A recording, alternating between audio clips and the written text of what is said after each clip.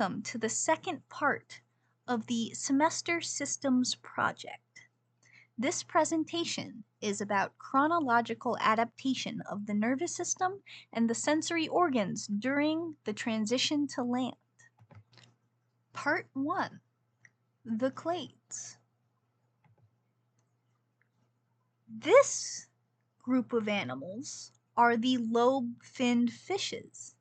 They have retained traits like their lateral line and their electroreception, and this assisted in detecting vibrations as well as pressure changes in the water.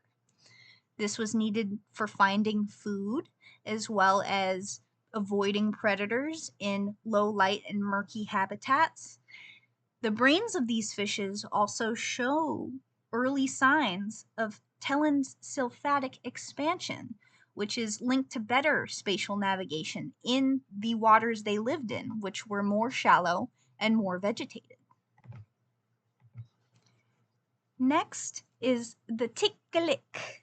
Approximately 375 million years ago, this animal arose and had some interesting transitional features that came about surrounding their cranium. This includes a flatter skull, dorsally positioned eyes, and this suggests an adaptation to shallower waters, maybe mud flats, and the presence of this aerial vision showed this adaptation so they could move around in their terrestrial landscape, and it's considered visual acuity for this animal. Next are our early tetrapods.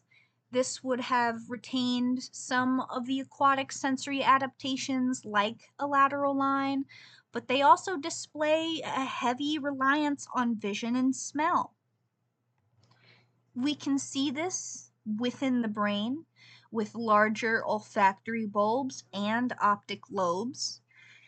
This could mean that sensory adaptation for terrestrial environments was emerging as primary traits in these animals.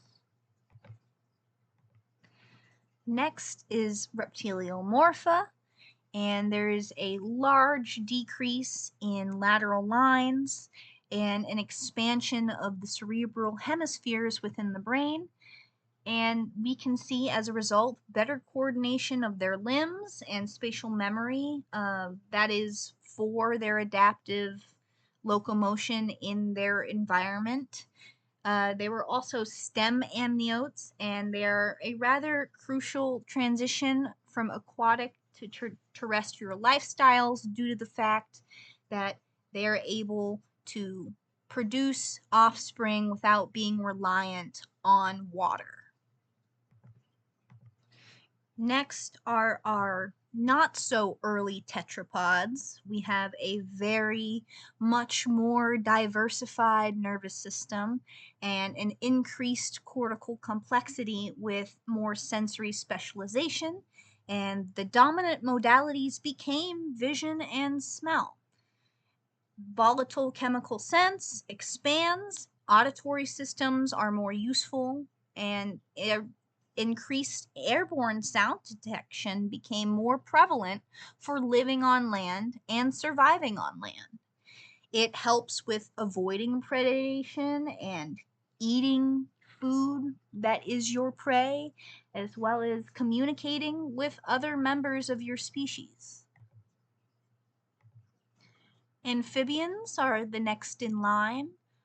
They're both water and land dwellers. These animals retain some aquatic adaptations, such as their lateral line. This usually persists within their larval stage. Adults rely on vision and smell more often than not, and they'd use it for both hunting and avoiding predators. Some of the regions of their brain have also adapted to have a well-developed optic tectum and olfactory bulbs for this purpose. Next are the amniotes. These are different from the stem amniotes and are considered true amniotes. There's a complete loss of the lateral line system here and an advanced sensory integration. Cerebral cortices are enlarged, and there's a presence of specialized sensory organs like the tympanic ears and complex eyes, and this shows very heavy adaptation to terrestrial environments, as well as the fact that, well, animals lay perfectly reasonable, decent eggs now. They're very successful in that department. Next are squamata, testinidae, and serpentines. This group of reptiles are one of my favorites. These groups of animals have specialized sensory adaptations that are varied across the types of animal that they are. Such as squamates, they evolved wonderful visual specialization, and snakes, they have heat detection in some of the species they have, as seen here in the pitting right below the nostril. They can see temperature instead of just smelling. And for the squamata, we have wonderful eyes that can see all. This adaptation is more developed to how they eat and how they avoid predators in their environment. Next are our animals of interest, our part 2, which are the adaptations of the axolotl and the chameleon. The axolotl, which can exclusively be found in the canals of Mexico, it is a low light, stagnant water environment and a high risk of being predated on. They don't have a very good adaptation for smarts, in my opinion anyway, making them very injury prone. This leads to very interesting adaptations like neuroregeneration, and it's a very cool adaptation. I chose this animal specifically for it. Axolotls can activate neural progenitor cells after an injury has happened, and they're not only able to regrow their arms and legs and tail, but also their spinal tissue, their brain tissue, and sensory structures like their eyes, and no scarring to be found. This allows them to recover functional limbs and increase the likelihood of avoiding being eaten, and they can prioritize losing a limb over losing their whole life. They retain their lateral line, and this helps them detect pressure changes and vibration in the water and avoid being eaten, and this helps them find food as well. In addition to their lateral line, they have a developed chemical sensing olfactory system, and this helps them find mates, forage for food in their murky, dark, stagnant water environment. Next is a squamate, chameleon.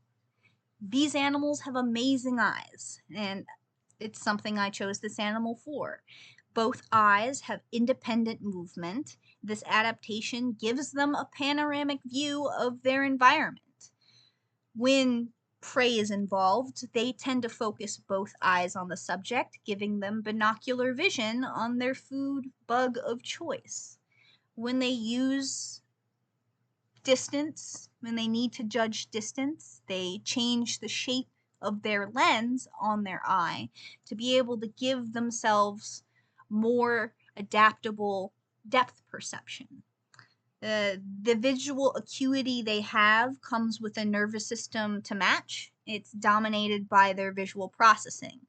This means visual processing is a means of communication. Color displays indicate feelings and moods as well as their sexual signaling, rather than the common misconception they use colors for camouflage. Their visual acuity may be due to the diverse nature of their habitats, and they live in forests all the way to arid areas. They are arboreal, and their adaptations very clearly show that. Their visual adaptations in particular show their arboreal lifestyle in the way that they hunt, as well as the way that they communicate with the rest of their species. Here are my references for both of my wonderful animals here. Thank you so much for the opportunity to resubmit with audio. Please have a good week.